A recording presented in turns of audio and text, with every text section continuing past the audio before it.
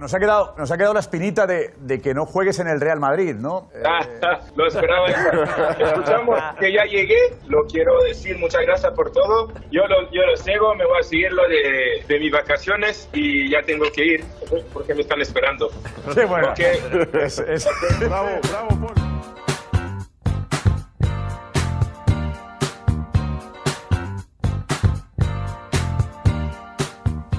Hello à tous, ravi de vous retrouver dans la quotidienne. Et oui, il y avait Paul Pogba chez nos potos du Chiringuito. Il a évité les questions sur un éventuel transfert, mais il nous a parlé de l'élimination des Bleus.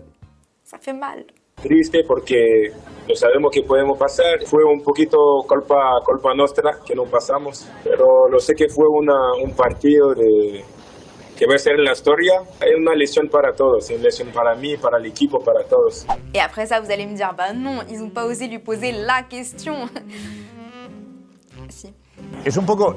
¿Mbappé es el culpable? Et heureusement, c'est Piochi en face. On gagne ensemble, on perd ensemble. Oh, claro que no, claro que no. Toda la gente lo espera que hace el Pichichi del europeo, hizo su trabajo, dio todo, dio su alma, dio su todo. Es un grande, va una lesión para él también, va a crecer. Et un autre Frenchie qui intéresse en Europe, c'est notre KB Diecinueve, José Mourinho. Vous le savez, il est consultant pour Talksport. Le gars pépouze, il était dans son lit, il a encensé Benzi, celui qu'il appelait le chaton à l'époque du Real Madrid. Aujourd'hui, dans son cœur, c'est un lion. He's a fantastic player and he's taking so much care of himself that now physically he's better than he was 10 years ago. He's better, he's slimmer, he's stronger, he's faster. I think he's playing amazingly well. I think that Benzema would finally have the chance to get a gold ball or something like that because he's an amazing player.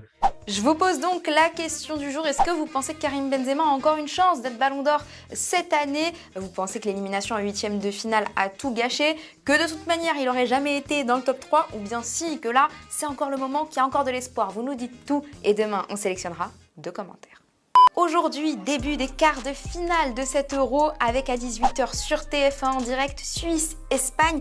Qui, que, quoi, dont, où, vous voulez tout savoir sur cette affiche? Eh bien, notre journaliste Yacine Faoui est à Saint-Pétersbourg. Il nous dit tout. Yass, c'est qui le plus fort entre les deux? Si on jette un œil à l'historique des confrontations entre l'Espagne et la Suisse, eh bien, il n'y a clairement pas match entre les deux équipes. Pourquoi? Parce que la Nati a perdu 16 des 22 confrontations contre la Roja pour une seule petite victoire. Et vous savez, c'était quand, les amis de la quotidienne? C'était il y a plus de 10 ans lors du mondial sud-africain. Alors oui, les Espagnols sont naturellement favoris et disposent d'un groupe de joueurs au complet pour ce quart de finale, contrairement aux Suisses, eux qui devront composer sans leur capitaine Granit Xhaka, suspendu.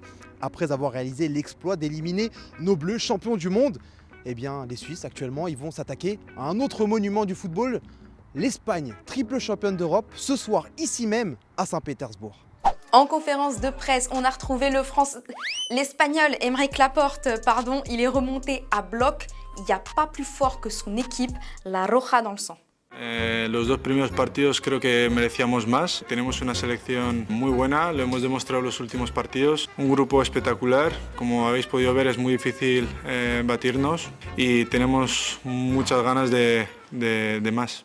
Et d'ailleurs, on le remercie, Aymeric, parce qu'on a appris un truc de ouf grâce à lui. C'est dingo, prenez des notes.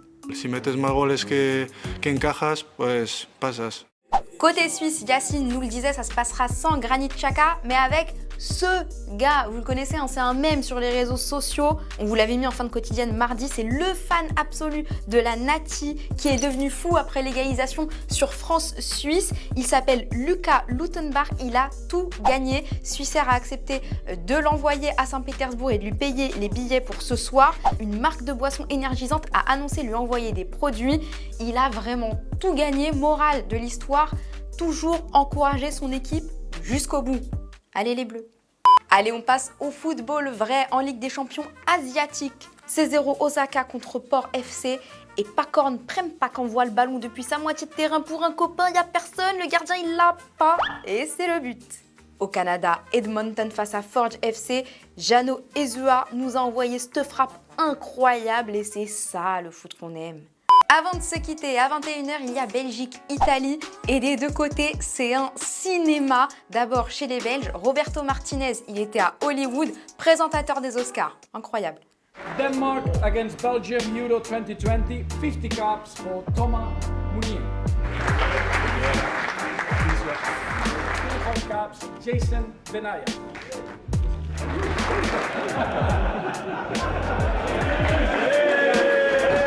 Caps, Belgium versus Portugal International Friendly in 2018, Jan Superjan Vertonghen. Chez la Squadra Azzurra, c'était plutôt festival de cannes et croisettes, gros bain de foule pour Roberto Mancini.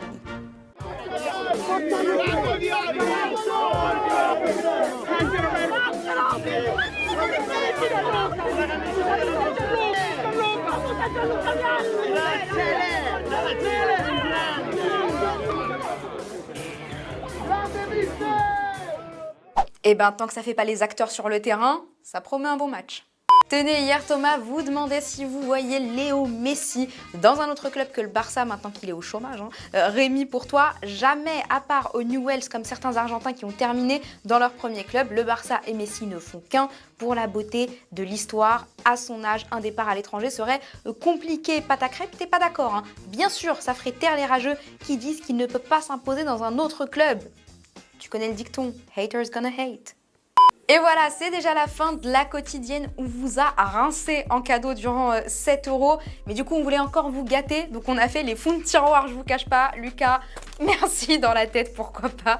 On vous offre aujourd'hui le maillot de la Russie. C'est les fonds de tiroir, tout doit disparaître, liquidation totale. Il faut être abonné pour participer, nous laisser un petit commentaire. On tirera au sort le gagnant très rapidement puisqu'on parle de la Russie. À Saint-Pétersbourg, à 18h, c'est Suisse-Espagne et c'est en direct sur TF1. Demain, on débriefe tout avec la suite des quarts de finale également. Et d'ici là, on se quitte en images et en musique. Ciao!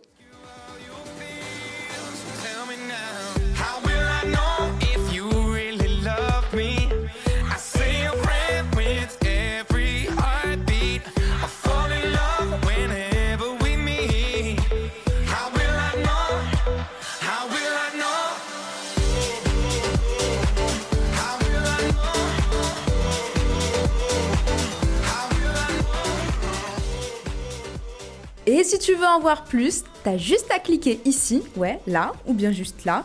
Et surtout, oublie pas de t'abonner. C'est ici et c'est gratuit.